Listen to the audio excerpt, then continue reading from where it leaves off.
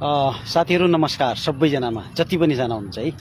कि आज यो ऋषि धमला भन्नेलाई पत्रकार ऋषि धमलालाई दशा लाग्यो कि यो दिनेशलाई दशा लाग्यो? यहाँ सुन्नुहोस् है यसको भिडियो पहिला।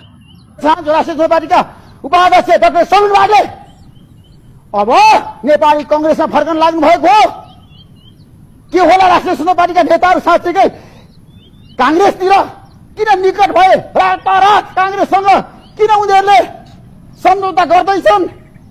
गृहमन्त्रीको राजीनामा प्रकरणमा पनि उनीहरू किन ब्याक भए? ल सुन्नुहोस् है।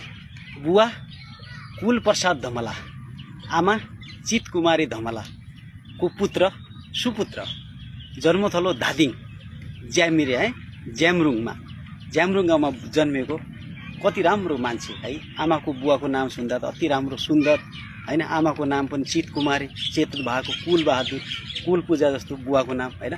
तर अब पत्रकारज्यू तपाईले भनेका कुराहरूको मैले उत्तर दिनै पर्छ, नदियो भने मलाई पनि पाप लाग्छ, मेरा साथीहरूले पनि मेरो भिडियो नहेर्न सक्छ है। तसर्थ ऋषि धमलाजी तपाईलाई यहाँसम्म मैले सम्मान गर्छु, हात जोडेर सम्मान गर्छु। तपाईको सङ्घर्ष, तपाईले गरेको त्यागप्रति सम्मान छ। अब सुन्नुहोस्, तपाईले जसरी मनोकल्पित कुरा गर्नुभयो नि, मनोकल्पित उपाध्यक्ष भन्नुभएको छ। को उपाध्यक्ष? तिम्रो बाबु उपाध्यक्ष?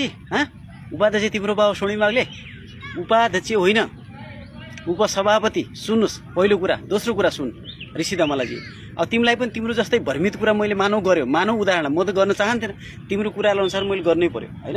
मानौ तिमीले पनि शर्मिला वाइबासित तिमीले त के सम्बन्ध राखेर छोरा जन्मिया छ रे नि त। कति 25 लाख रुपियाँ खाएको अडियो एकचोटि आएको छ रे नि त। तिम्रो त सही कुरा हो त, त्यो त आएकै कुरा हो, सत्य कुरा हो। ऋषि धमलाजी के भन्नुहुन्छ? तपाईँको छोरा के अरे शर्मिला दिदीसँग भएको कुरा त शर्मिला दिदीले नै बोल्नु भएको छ त। के अब तपाईँले शर्मिला दिदीलाई नै लिएर आउँदै हुनुहुन्छ? हुनुहुन्न भन्नुहोस्। त्यसकारणले ऋषि धमलाजी, राष्ट्रिय स्वतन्त्र पार्टी एक ढिक्का छ, एकता छ, न कहीँ टुट्छ न कहीँ फुट्छ। त्यही पनि सोनी वाग्ले जस्तो विद्वान व्यक्तिको, तपाईँ जस्तो हैसियत नभएको व्यक्तिले त्यति खासै व्याख्या विश्लेषण गर्न पनि मिल्दैन जस्तो मलाई लाग्छ। त्यसकारणले ऋषि धमलाजी बोल्दाखेरि केही कुराहरू बोलिसके पछाडि मलाई पनि कसैले कुरा भन्ला, मलाई पनि केही कुराहरू गल्ला भनेर तपाईँले सोच्नुपर्न जरुरी हुन्छ। त्यसकारणले ऋषि धमलाजी, तपाईँ 12 भाइ मिडियाको एउटा सानो भाइ हो। 12 भाइ मिडिया तपाईँले चाहनुहुन्छ, तपाईँको चाहना यति छ, आजसम्म के अरे ऋषि धमलाले राष्ट्रिय स्वतन्त्रलाई कसरी टुक्राउन सकिन्छ, कसरी फुटाउन सकिन्छ भनेर एक नम्बरमा लागिराख्नु भएको छ। तपाईँको नाम, तपाईँ 12 भाइको एउटा भाइ हो, 12 भाइमध्ये एउटा भाइ हो। त्यसैले तपाईँले रवि लामिछानेलाई फसाउनुमा तपाईँको नम्बर 1 हात छ। ऋषिजी, तपाईँका केही पनि चल्नेवाला छैन। तपाईँ जस्तो दलाल मिडिया, कमिसनखोर मिडिया, थु, तपाईँ जस्ता मिडिया देख्दा त मलाई लाज लाग्छ यार। राष्ट्रिय मिडिया भइसकेपछि अहिलेको त राष्ट्रिय मुद्दा उठाउनुहोस् न यार। राष्ट्रिय मुद्दा राजनीतिमा के भइरहेछ भन्ने कुरा उठाउनुहोस् न।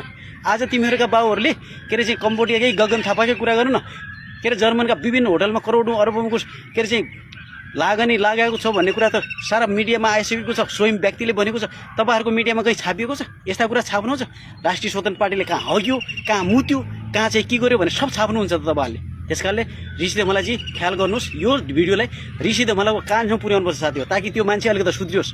ऋषि धमला अब अलिकति विचार बोल्दाखेरि राष्ट्रिय स्वतन्त्र पार्टीका साथीहरू अराजक होइन है, संयम त अपनाउने ठाउँमा हदैसम्म अपनाउँछौँ, तर तपाईँहरू जस्ता अराजकलाई ठोक्नका निमित्त फेरि ठोक्नु पनि आउँछ साथी। ल यति भने हस्त, नमस्ते, बाइ।